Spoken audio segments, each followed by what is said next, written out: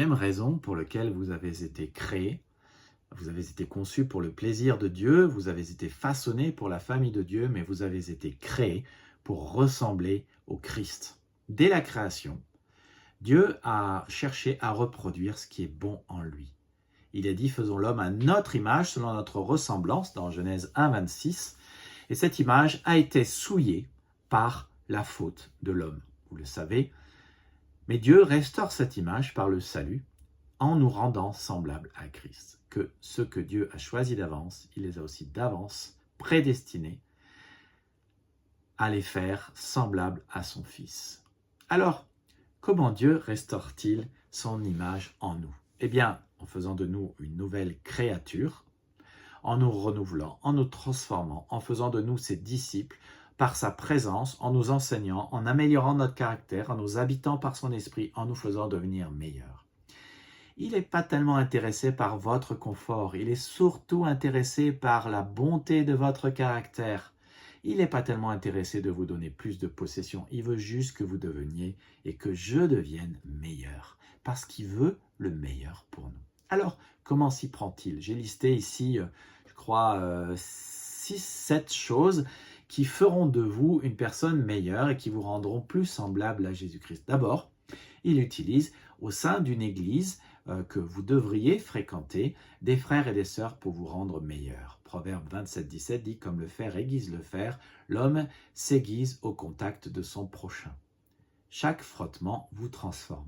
Ensuite, il utilise votre relation avec lui, comme Marc 3, 14 le dit, Jésus en établit 12 pour qu'ils soient avec lui et pour les envoyer prêcher.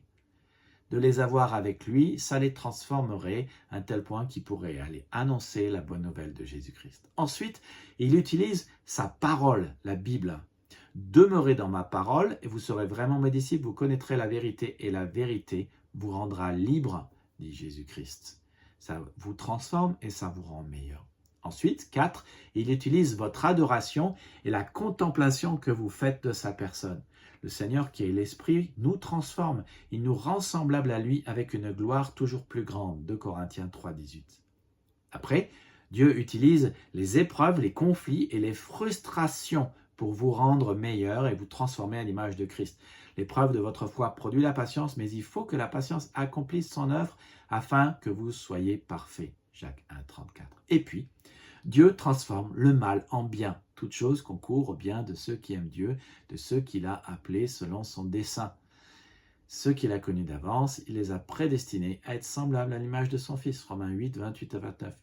Dieu transforme la crucifixion en résurrection et change la mort de son Fils en vie. Il est le spécialiste des miracles et il transforme le mal en bien dans notre vie. Mais les choix que tu fais contribuent à ta croissance ou la bloquent. Continuez de progresser dans la grâce et la connaissance de notre Seigneur et Jésus-Christ, nous dit 2 Pierre 3, 18. Donc, revenons à ces 6 façons dont Dieu s'y prend. Il utilise pour nous transformer et nous rendre semblables à l'image de son Fils, des frères et sœurs, notre relation avec lui, sa parole, notre adoration et notre contemplation de sa personne, les épreuves, les conflits et les frustrations. Il transforme le mal en bien et les choix que nous faisons contribuent à notre croissance. Alors, question de base, fréquentez-vous sur une base régulière, hebdomadaire, une église? Comment vivez-vous dans sa présence?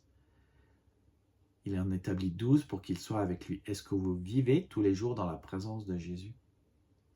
Comment apprenez-vous la parole de Dieu? Comment pratiquez-vous l'adoration? Comment gérez-vous les conflits? Dans l'affliction, choisissez-vous l'amertume ou l'amélioration de votre caractère par le pardon? Comment Dieu transforme-t-il le mal en bien dans votre vie? Et comment continuez-vous de progresser dans la grâce et la connaissance? Toutes ces questions simples sont des questions qui vous feront grandir en Jésus-Christ. La troisième raison pour laquelle Dieu vous a créé, c'est pour vous faire grandir spirituellement. À quel point important? Question de fond. Ça serait un drame si un bébé est resté bébé toute sa vie. Ainsi en est-il de vous et de moi si nous ne grandissons pas spirituellement.